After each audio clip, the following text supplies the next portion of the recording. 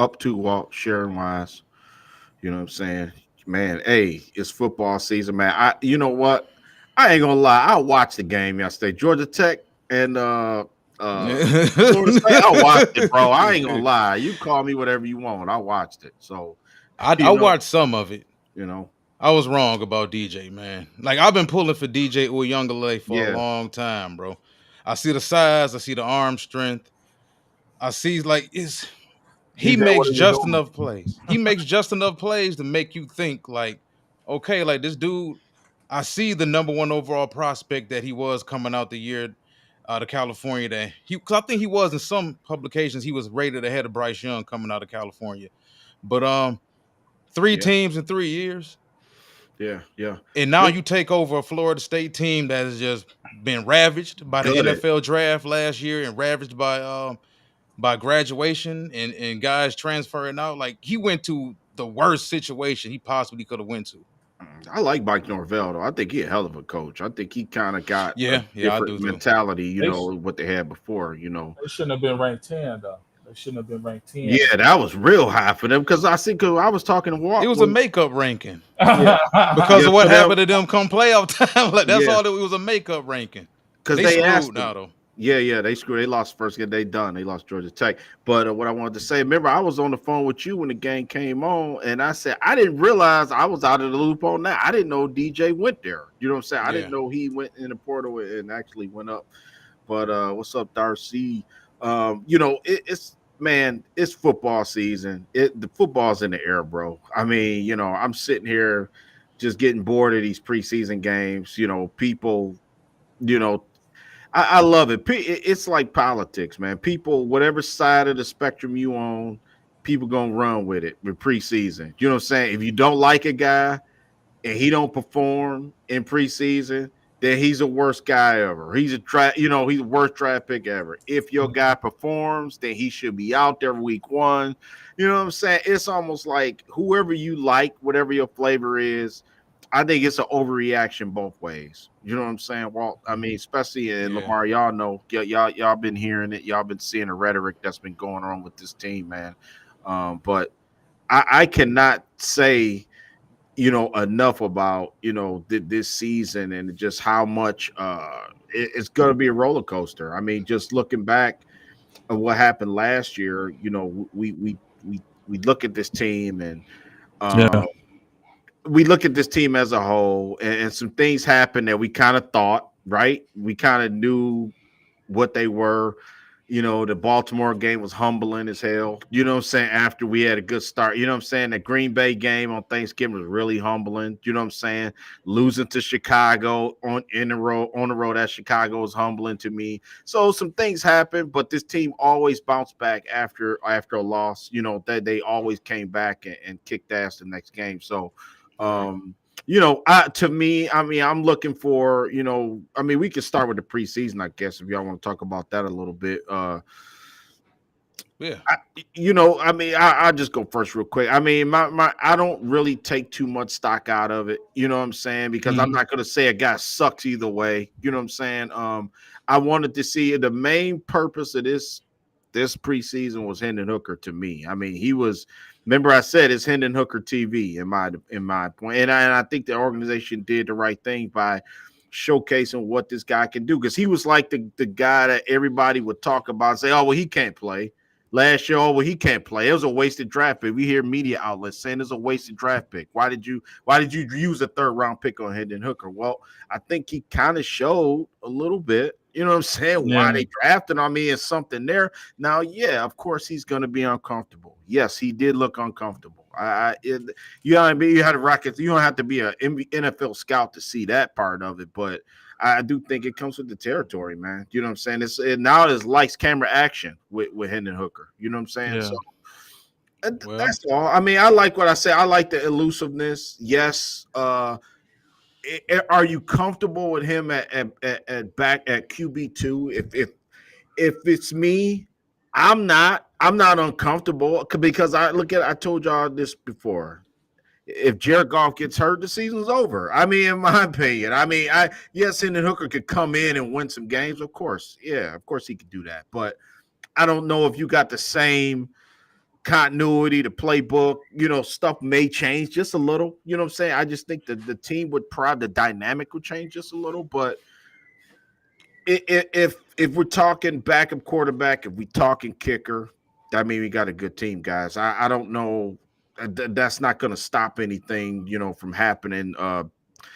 Did as this season unfolds. Maybe Lamar, you can take it away. You got Yeah, another spin on it, but that's how I yeah. feel. I had to like lift up my phone to see the exactly what Campbell said, and Campbell said, and this is what's gonna make y'all laugh. Campbell said he learns a lot about Hooker from the failures, not the successes. The failures. How does he react when he gets sacked 5 times and the line ain't blocking? Some of it's on him, some of it's on the others, the O line. But I looked at a dude come into a game in the Giants game, come into a game and change the momentum, lead a drive, and we end up scoring 3 points. When he left that game, we didn't score at all. Then I see Kansas City. I see him lead a drive again, 20, 80, from his own 20 to the 80 to the next 20, equal to 80 yards. Mm-hmm. I see him doing this consistently, and I see people not enamored with it. They don't even care about him stretching the plays. Like, he was dead to rights on a 2nd and 9, and next thing you know, it's a first down. Like, because he ran it or he just got to the open man. But in that instance, he ran the football. So for me, I look at him and I'm like, okay, I need to make him my QB2 so he can get as many reps as possible. Because all that second QB is going to do is help prepare for the next game. He might be on scout team. He might be, just going over an install for the week. He might be going over plays for the week. Might be going over impersonations of the quarterback the next quarterback will be facing. Like, it's very limited. All it's walk through and this, that, and the third, preparing.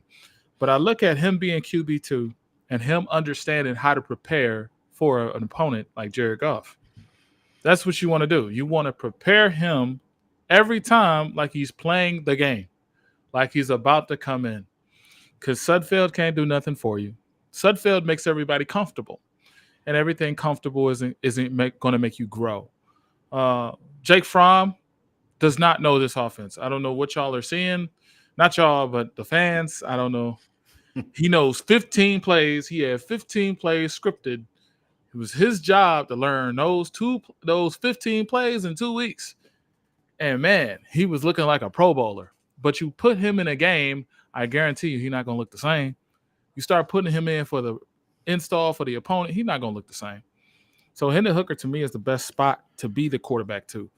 And anybody saying otherwise, like, I mean, what are you seeing? Like, what are you not seeing? Like, I would have to question your virtue if you hate Hendon Hooker.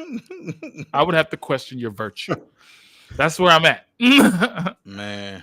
Well, I don't have a whole lot to say about it, man. I think it's obvious that over 2 preseason games, and you can't make a whole lot about it because you don't have anything else to really base it off of other than what he did at Tennessee as well as Virginia Tech. But I think it's obvious when you compare him to Sudfeld, and I don't care what Fromm or anybody would have came in and done. We've seen veteran NFL quarterbacks come into preseason games or even come into regular season games and complete passes.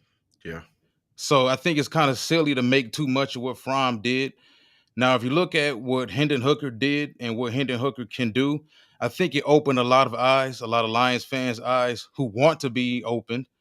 It showed them that, okay, there's more to it when it's 3rd and 13 and we have a guy back there that can pick up 15, 16 yards with his legs and keep drives alive. Yeah. And it's not just, okay, it's a 3 and out because there were running lanes, but our quarterback, and I'm not trying to insult Jared Goff or downplay him, but it is what it is. He's not mobile. Can he maneuver in the pocket, which is more important, I think, and manipulate the pocket and make throws? Yes, he can. But can he get out there? Does he have that extra dynamic of being able to pick up yards when there are no yards to be picked up and extending those drives? So like I said, man, I agree. I think it's obvious Hendon Hooker has done the most of the three quarterbacks that have played this preseason. And heading into the 2024 season, he should be our starter. So let's go.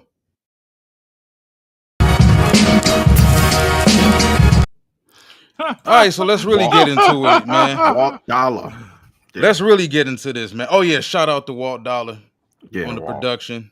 Walt I'm gonna intro tag that hard. man in every beat that he Yeah. give me because it's all off the love, and I appreciate that man. Also, Yeah. his brother Yes. Eric Russell, Yes, who sir. does the outspoken 525 podcast, which is Mm-hmm. boxing, all the boxing needs that you have. That man can touch on every topic and give you the information you need. But Yeah. all right, man. So listen, we already talked about Hendon Hooker.